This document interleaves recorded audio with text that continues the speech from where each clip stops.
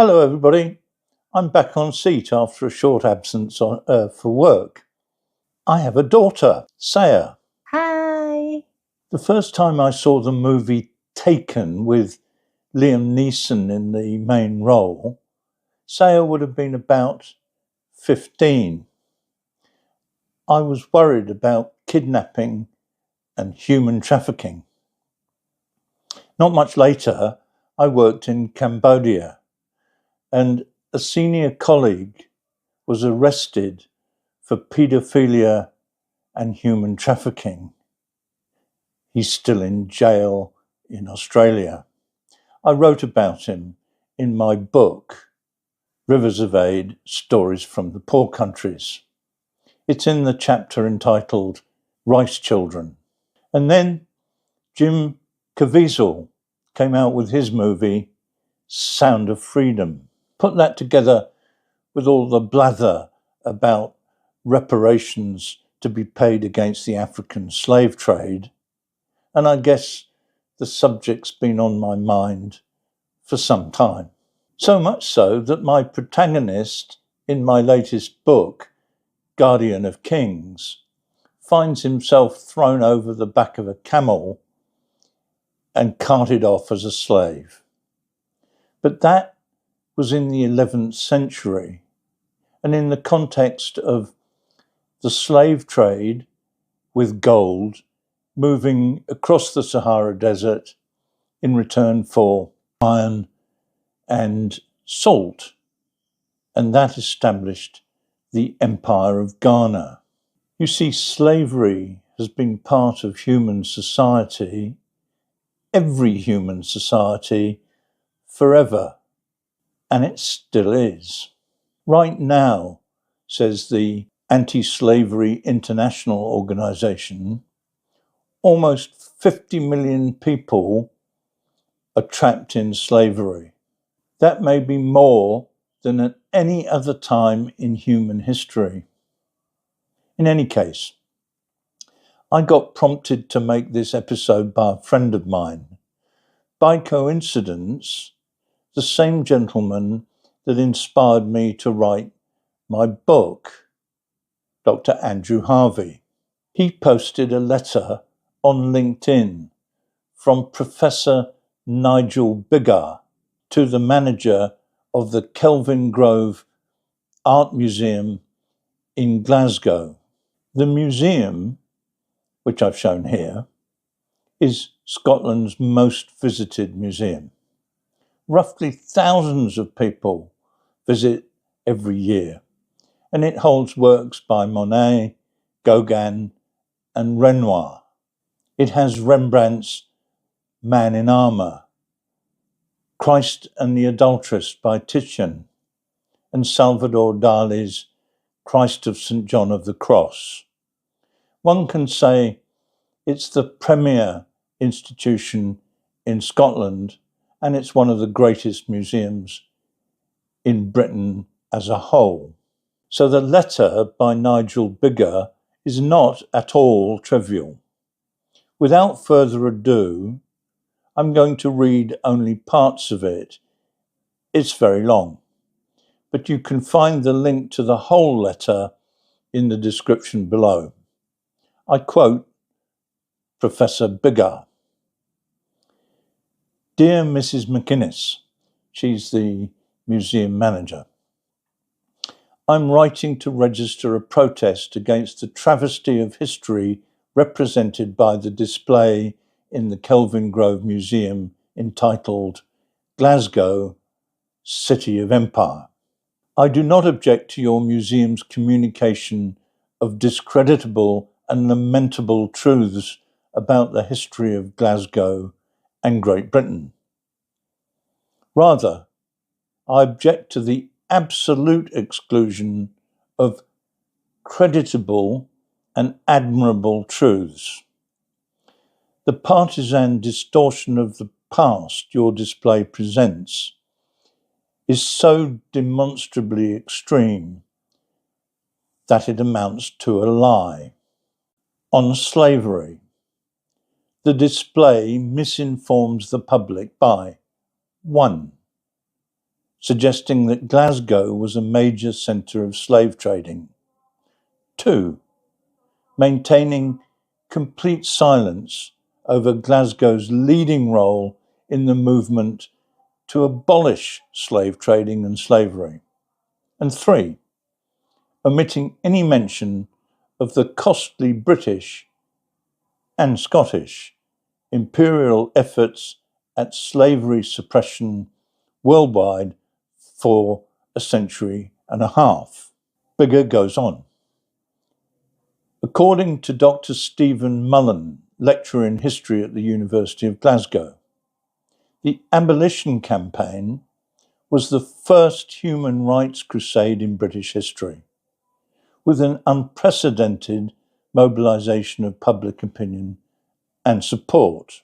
After abolishing slave trading throughout her empire in 1807, Britain took the lead in suppressing the slave trade and the slavery at sea and on land worldwide over the course of the following century and a half.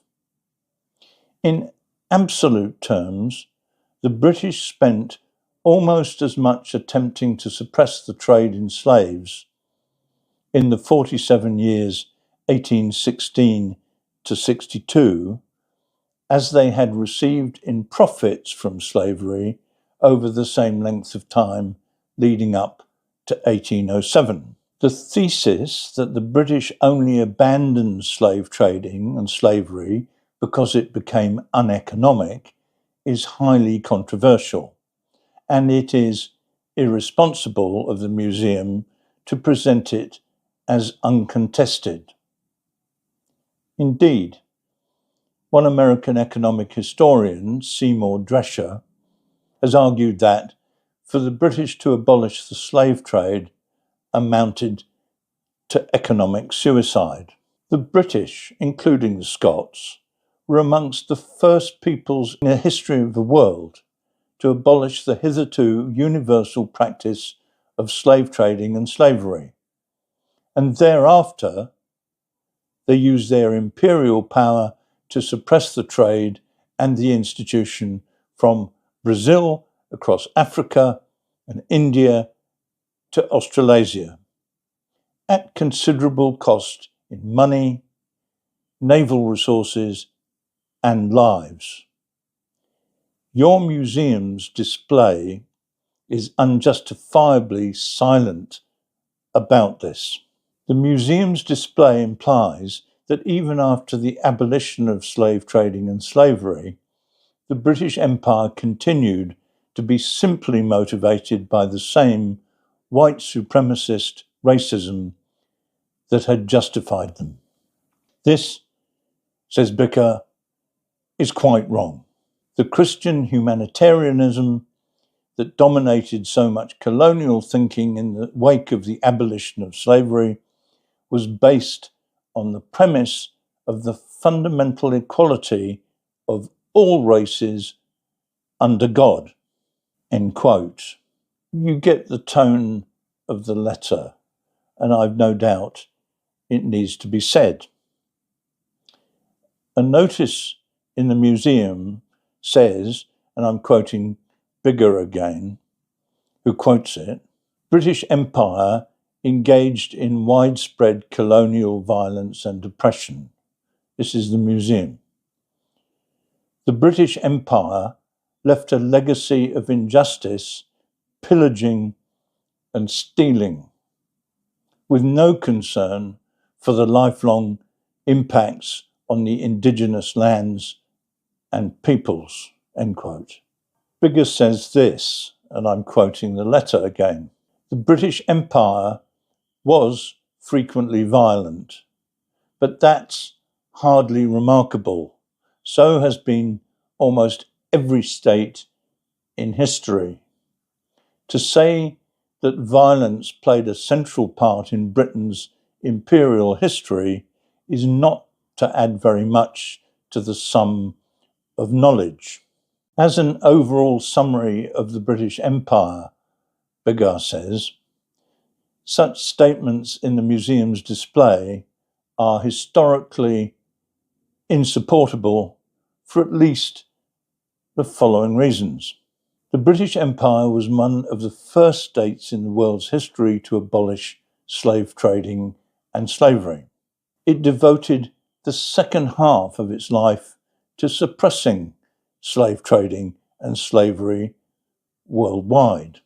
It liberated slaves, women, and captives by suppressing human sacrifice in West Africa, female genital mutilation in East Africa, sooty and female infanticide in India, and headhunting in New Zealand and parts of what's now Indonesia. It eliminated famine in India by 1900, according to the Bengali-born economic historian Tirthankar Roy. Let me interject there. For what it's worth, I disagree with that. Consider the Bengal famine of 1942. But I've not read Roy's book, How British Rule Changed India's Economy, and so perhaps he has an argument that would contradict my point of view. In any case, let's continue. This is Biggar again. Its war against the Boer republics in South Africa in 1899 to 1902 was supported by most black Africans and African Americans because the republics, the South African republics, were committed to permanent white supremacy. Its war, the British Empire's war, against Nazism in 1939 to 1945 was widely supported by black Africans, not least in South Africa, who were well aware of what might happen to them if Hitler had won.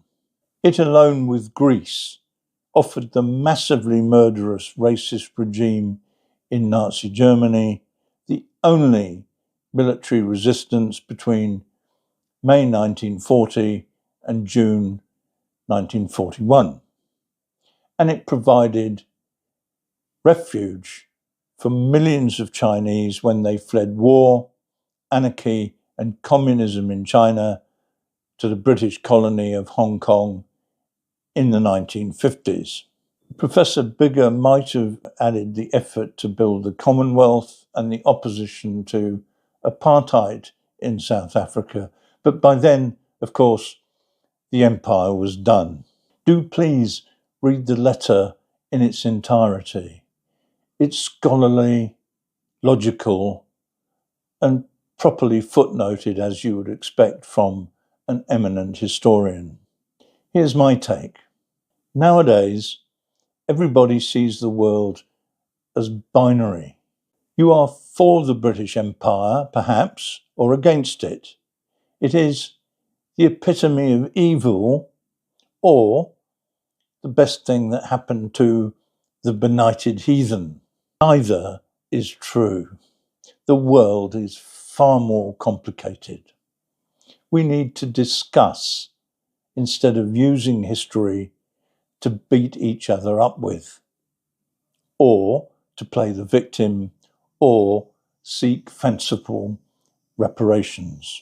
It's a pity that Professor Biggar found the circumstances necessary to write the letter, and it seems to be a shame that the museum found it necessary to reflect a postmodern, progressive, woke picture of what the British Empire was like, presumably to avoid shrieking protesters and having its paintings attacked. I've not seen any answer to Biggar's letter from the museum, so I may be wrong about their motivations and I will stand corrected if so. But here we are. It's a failure of civilized behavior, which ironically is something that the British Empire valued for all its other faults. That's it for today. I hope you enjoyed it. If you did, give it a like, subscribe, and we'll see you soon.